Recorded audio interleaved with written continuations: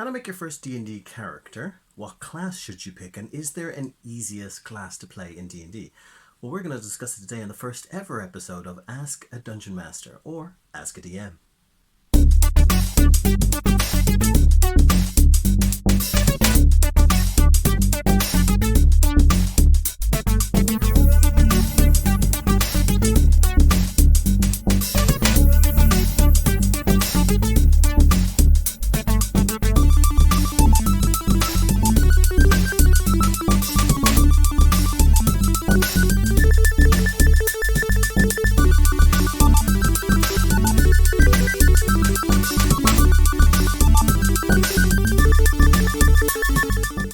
Hi guys, welcome to the new series in the channel, Ask a DM. My name is Lionel and I'll be taking us through this kind of beginner's course of Dungeons & Dragons, kind of going onwards. Now, there are other sources that you can get out there, but this is just going to be my interpretation of the subject. I've been playing Dungeons & Dragons now for about going on 8-9 years now. I've had a long history of always wanting to play, but never having anybody who had the time, the money, or the interest in actually playing. And then when I moved to my new country, which I'm in right now, I decided, well, I'll get all the books and teach myself how to play. And I did, and then I decided to get myself some friends, which took a lot longer. And then once we had them there, I decided to make characters, build a world, and before you know it, I was dungeon mastering my own homebrew campaign, which actually that started in 2016 and ended earlier on this year. So even through the pandemic, we managed to get some sessions in, but mostly stayed to ourselves, and then finished off this year finally beating the big bad, going from level 2, because that's my preferred starting level, all the way through to level 14. It was an amazing experience, and honestly I could talk about Dungeons & Dragons for hours, so let's get it started with our first question.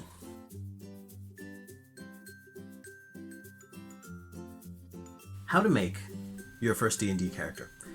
So there are many ways that you can actually go about this. You can reference all of the material that I have behind me here. You can reference movies, books, television, whatever you need. But the first thing you should always ask yourself to do is, what feels most comfortable to you? So knowing what Dungeons & Dragons is about, knowing that it's a fantasy realm, a fantasy game full of monsters and mages and dragons and dungeons and sometimes political intrigue and sometimes just hack and slash brawling. You should talk to your dungeon master first about what type of world you're going to be playing in. Are you playing in a predefined module, or are you going to be playing in a homebrew campaign that your dungeon master has put together himself? If it turns out to be one of the pre-made campaigns made by Wizards of the Coast, then you're kind of okay with whatever you choose, because their campaigns tend to have a fair mix of pretty much everything, unless you're playing Tomb of Annihilation.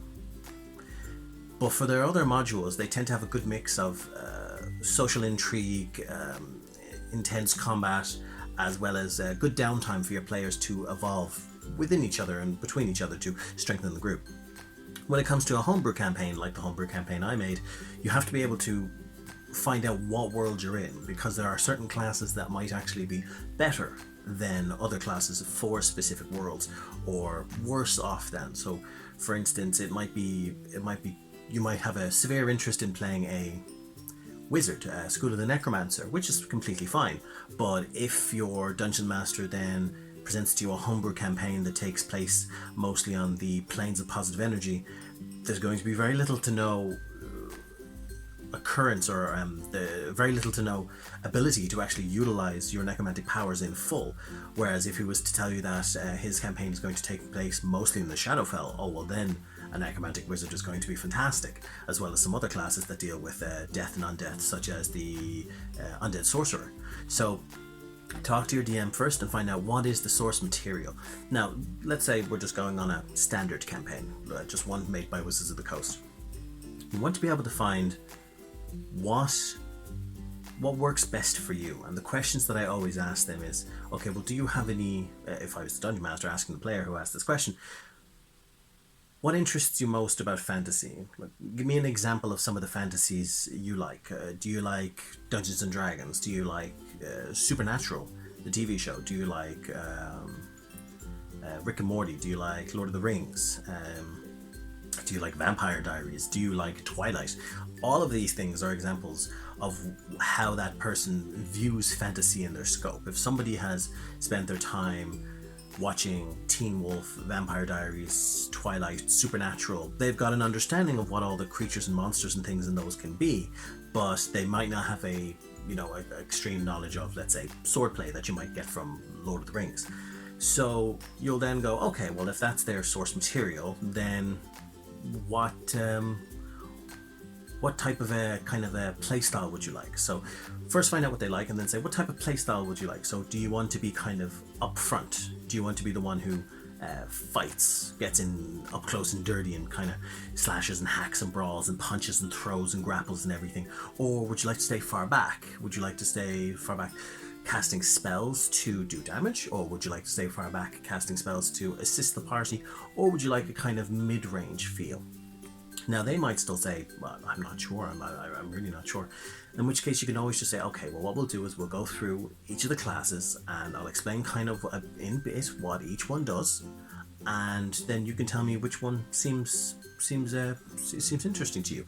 So let's give them some examples. So let's say they say, okay, well, I actually do want to be in and up close. I want to be part of the action. You can say, okay, well, how do you feel about a warrior who's able to take a ton of damage with their shirt off and just shrug it off and be able to just power through it? Then Barbarian would be more your style. They have the lovely rage mechanic that when they rage, they're able to take half damage from 3 types of specific damage in the manual: bludgeoning, piercing, and slashing. And they're also able to deal extra damage as well as get stronger while they're actually fighting. And they might say, oh, well, that sounds perfect, I'll do that. But they might also go, okay, but like taking damage is kind of part of the problem. I want to be up close, but I want to kind of be not like a sponge of damage. I want to be more like a tank of damage. I want to sit there and have them try and beat themselves against my shield wall. Oh, well, then you could go 2 ways there. You could go paladin or you could go fighter. And if you're going to go paladin, well, that's large armor, good skills in all weapons, able to deal significant amount of damage, and also has a few spells thrown in to not only be able to output a lot of damage with holy magic such as smite, but be able to assist your party in healing, or yourself if you're so inclined. If you'd like to forego spells entirely and you'd like to go with something that's a bit more just, I roll my dice, I deal my damage. If I roll more dice, I deal more damage. That's how this should work. Then fighter is right up there for you. You can deal a good amount of damage with proficiency in every weapon, lots of fighting styles that you can pick from, and when you're up there, I mean, you're going to get extra attacks very early. You can actually second wind, which is ability to kind of heal yourself just by, doing the whole slap your shoulder and saying get back in there. And you also have availability to a skill called action surge very early, which allows you to just throw out an extra attack to take an extra action. And what that means is by level 5, when you have 2 attacks, you can attack twice, then action surge, and then attack twice again. And if you've gone a pathway like champion, you could be putting out critical hits on critical hits and doubling all your dice. Now they might say, okay, well, I don't want to be up front. Put me somewhere in the back, somewhere supportive. And then you go, okay, but would you like to deal damage with spells, or would you still like to remain a physical skiller? If they say, no, I want to stick not using spells, is there a class that I can deal damage kind of at range with the least amount of spells possible? It's like, absolutely there is. So one of the ones you can choose, technically speaking, is Rogue. So Rogue kind of has a mid-range point, but a lot of the time Rogues do stay back, and if you've never played a Rogue with a crossbow or a short crossbow, it's actually pretty decent. And as well, they're not as spongy, but they do have at later levels or relatively early levels the ability to both shrug off damage, ignore it completely, dodge chaotic magic such as fireball, as well as get advantage on attacks if allies are close, or be able to deal critical hits when their allies are close, and just you'll watch their dice pool kind of increase. If you want to use the most minimum amount of magic possible, you can always go the ranger route. Rangers capable of shooting arrows of different varying degrees of magic and damage from a fairly long range, longbows going up I think 120, 140 feet, so well off the side of the map of anything that should be able to hit you decently, as well as being able to charge up your bow attacks with things like Hunter's Mark, to be able to mark a specific prey for you to deal extra damage, and if that prey so dies, you can mark a new prey with Hunter's Mark and kind of move it going.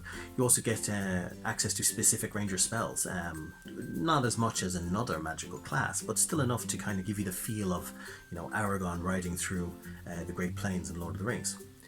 Now let's say you say, okay, no, I want to actually cast spells and I want to cast spells that deal damage. Well, then there's only 3 ways to go there. There's very many ways, but there's 3 big ways to go there.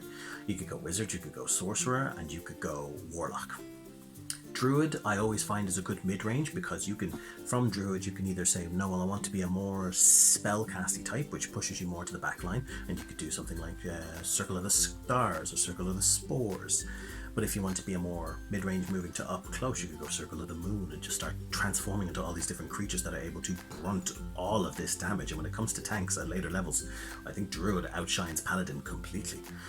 But if you want to cast more spells in the backline, you have your Wizards, you have your Sorcerers, and you have your Warlocks. Now, three different kind of differences between them. So Wizards have the ability to just have their spellbook and the ability to not only cast a lot of magics that they learn through themselves naturally by leveling up, but also able to just deal large amounts of damage, have spells that they can have on hand all the time to be able to cast, as well as just accumulate knowledge throughout the rest of the world, whether it's homebrew or module, through spell scrolls that exist. So that it's fantastic. They are a little bit squishy, so try to avoid damage at all costs, but when it comes to dealing damage, there really isn't a much better option, and I'm currently playing a Wizard in my other campaign and it's going quite well. You can also go Sorcerer, and Sorcerers are more of an arcane birthright breed of magic, and because it's part of their bloodline, they get access to a specific subset of skills called meta magic. And meta magic is because the magic is so ingrained in yourself, you're able to manipulate it in ways that warlocks, wizards, and other spellcasters simply can't. So for instance, if you have a spell like Firebolt, and you would wish to, which is a single target ability, you attack, you roll your dice, and if you're able to hit, you do the damage. But you can actually use meta magic to twin a spell, so you're able to manipulate the magic to be able to duplicate and choose a new target. Or you can extend the spell by extending its range, or you can extend it by, let's say, a spell takes effect for a round, you could make it take 2 rounds, or if a spell is effective for an hour, you can make it take 8 hours or 24 hours. So by manipulating the very magic inside you, you're able to make your spells more potent in ways that you won't see other spellcasters do, and that's very, very good. And you also have Warlocks. Warlocks are the ones that have sold part of their soul or made a divine or demonic contract with another entity in exchange for magics. Their magic doesn't go as far as other spellcasters, so all spells top out at level 9. Wizards and sorcerers always get those spells, so do druids.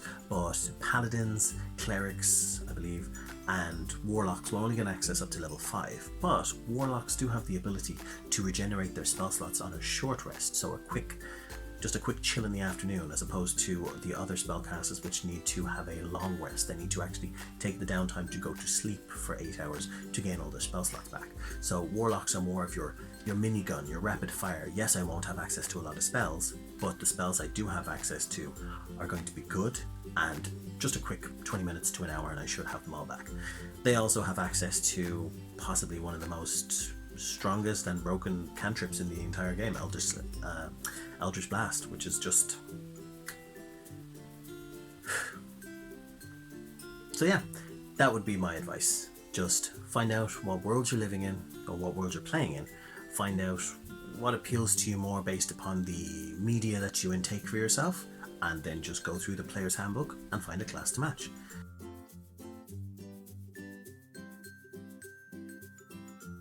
So, next question was asked by CC Caroline on Twitter. What class would you believe is the easiest class to play in Dungeons & Dragons? Now, that is something that I've actually hotly debated before, and it is something that a lot of people have their own opinions about.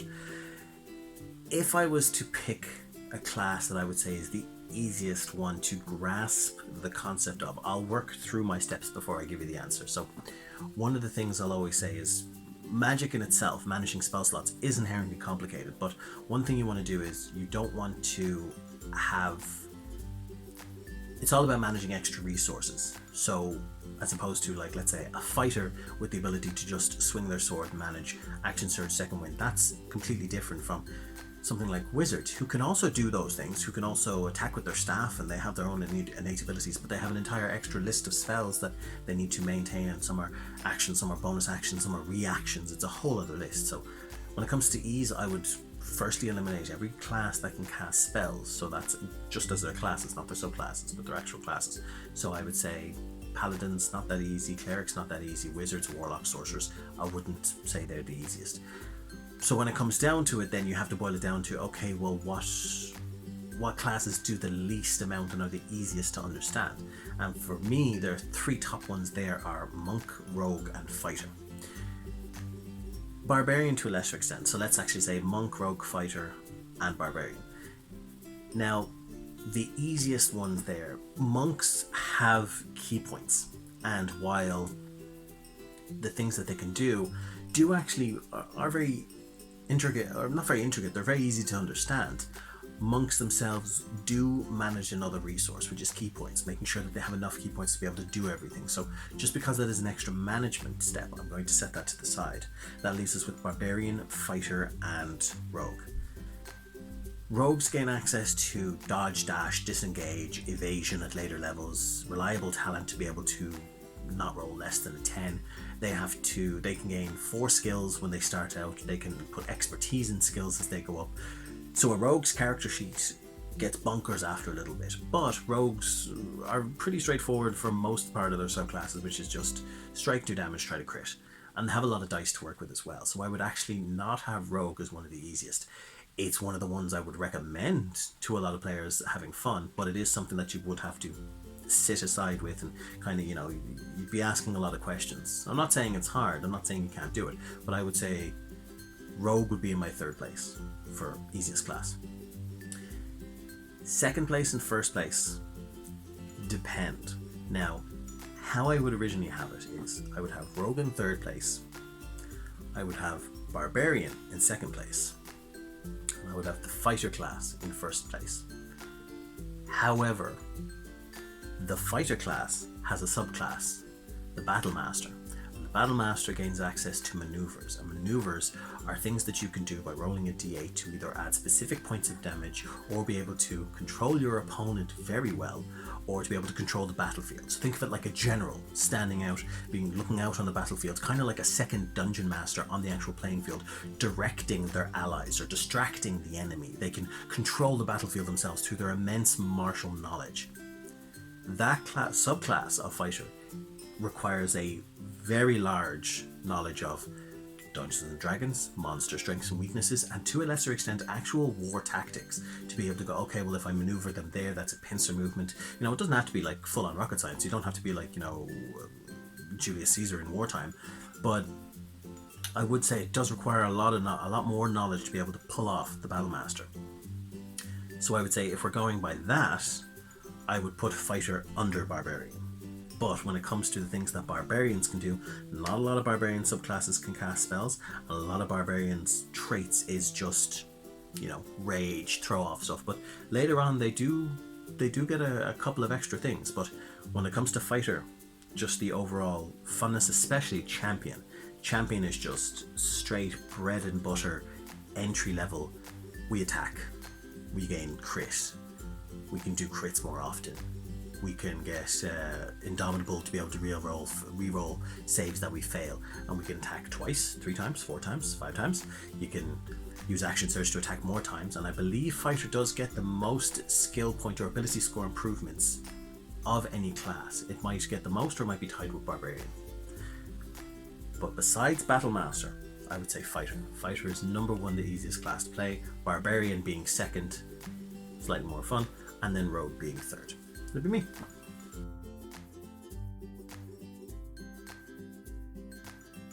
At early levels, what can you do to battle against very specific foes with very specific movement? So,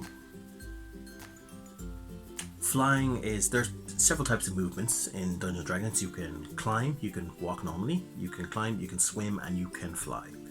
Now, generally speaking, at the start of a campaign, you wouldn't be putting your players a lot against flying, because you might have characters who cannot do anything about flying. Now, the thing is, When it comes to actual battles, be it your party or their party, your party could say things, let's say at level 5, 6, when certain spellcasters do gain access to the flying ability. The Dungeon Master could plan a very wonderful campaign, very wonderful end of dungeon battle against, let's say, a destroyer armor, or a what else, or like a banshee, or a boulette. So let's say your party is fighting a boulette, this large armored burrowing creature who is able to come up, attack, and then burrow back down into the ground. I mean, that's going to be incredibly irritating for the party to deal with. But let's say the party has rolled very high on investigation. Let's say the ranger did very well in survival tracking and is able to feel the ground and sense that there is a boulette coming, sense that there are vibrations in the ground. Well then, they might be able to relay that information, and the party says, well, that's okay, because 2 of us now, the wizard and the warlock, both have access to fly, and there's 6 of us in the party, so together we should be able to make enough noise that the bullet wouldn't be able to get us, because it's an open cavern that's traveling through the ground. So why don't we, let's say, as a party, have the barbarian just stand down there, turn on rage, the cleric up here can throw heals, the barbarian can stamp his feet and bring up the bullet, and then the rest of us can just take pop shots at it by holding our actions until the bullet's able to come out. Now, as a dungeon master, as a player, you should be incredibly proud. As a dungeon master, you're sitting there, and on one hand you're going, that's a very clever idea. My party they've really thought about this. They're taking my campaign seriously. They understand that I've introduced a foe that attacks in not just a specific, Final Fantasy X delayed combat, us, them, your turn, my turn. This creature can think, it can use its movement and its abilities to its advantage to try and offset the party. So there's nothing against the party doing the same thing. If this creature can burrow and they can fly, then both creatures should use those movements to their advantage to be able to get out of this. Because remember, it's only a fantasy game, but in the fantasy world, these are real heroes fighting against a real creature. And if those heroes die, I mean, you gotta roll new stats for a new character, and that's a very emotional experience for everyone involved. So as a dungeon master, you're sitting there saying, I'm very proud of my party for the idea that they put together. As a dungeon master who's also made this scenario of battle for them, this combat scenario, you're thinking to yourself, poopy, this is going to be bad for me. Now remember, Dungeons & Dragons is not an us versus them, it's not a players versus DM, it's the heroes versus any creatures that need to be attacked. It's the heroes versus the political intrigue of the actual campaign. So you're proud and you're worried. But as a dungeon master, if they've created a plan that good, and they say the barbarian's going to go down there and stamp his feet for the bullet to come out, I mean, that's a good idea, but you shouldn't be using your ideas to then go, okay, well, how can I change this to screw the party up? Maybe the bullet thinks about it and then goes, no, I actually won't go for it. No, I would keep that there. I'd keep that kind of thing going on, and then, the creature can just be bitten or can be beaten. But what you want to do is you want to have it so that you're thinking about it and you're going, okay, well then it's the party versus the bullet. But it's also the bullet versus the barbarian. How long can the barbarian stay standing before this bullet's damage that it deals is enough to drop it? Because if they're saying, okay, well, the barbarian is going to be the one that's there, going to be the one that's doing the distraction to take all the damage through rage in order to allow the party to take pop shots in this bullet. Okay, perfect. What happens if the barbarian falls? What happens if not enough healing is done by the cleric and the paladin? Well, then there's nothing to distract the bullet, which means the party's going to have to do something like finally come down to the ground, or do something like earth tremor to try and bring the bullet up from the ground. But you leave that to the party to decide. But that's a very clever idea. So when it comes to movement, yes, it's difficult in the early stages to battle a flying creature, but that doesn't mean you're out of options. If you've got a gnome who's a fighter and you've got a barbarian who's a giant, fastball special has always been a stable trope in all of fantasy. Pick the gnome up, hurl him against the flying creature. He might miss, yeah, it's gonna hurt, it's gonna be hilarious, and your party's gonna talk about it for years, but it's gonna hurt if he misses. But if he gets it, you'll be talking about that for decades. You'll name your child after that gnome. That's how good it is.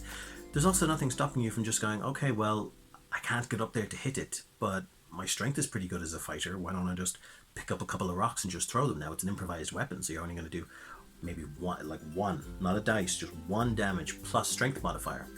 Okay, that's still something. That's still something for them to do, just you don't have to just sit there, And most parties are actually quite balanced. So even if it turns out to be like, okay, well, paladins and clerics are are melee fighters. Clerics have access to Guiding Bolt, which is a ranged cantrip. Fighters, if you're, let's say, gone the fighter subclass of Eldritch or Eldritch Knight, they have access to cantrips that can be ranged. If you've gone fighter subclass Arcane Archer, which is arguably similar or better than original Ranger, don't know about revised Ranger, then they have a bow. And remember, certain classes like Paladin and like Fighter are proficient in every weapon. So there's nothing stopping your fighter from just going into the next town and just saying, "Hi, I'd like to keep a short bow on me," in any event, or everybody else. I think wizards, when they start out, come with slings as well. Most people, if you check your adventure kit, most classes actually do come with some form of ranged weapon. I mean, most parties don't use them, but they all kind of come with one. So you're never really out of options. It's only the limit of your imagination for taking care of those burrowing, climbing, flying, and swimming enemies. So that's the end of the first episode. I hope everybody enjoyed themselves. Be sure to like, comment, and subscribe and all that good stuff down below. If you have any suggestions, any comments, and any questions that you would like answered in another video, let me know. If it's a really good question, something like, I won't give you any examples, but if it's really good and I can't answer it in a couple of minutes, it might be a special episode where it takes up the entire time. I think that would be fun. Next episode, I'm thinking we'll talk about how to make a world, your own homebrew campaign, something I know quite a lot about. So we'll see how that goes. Bye bye.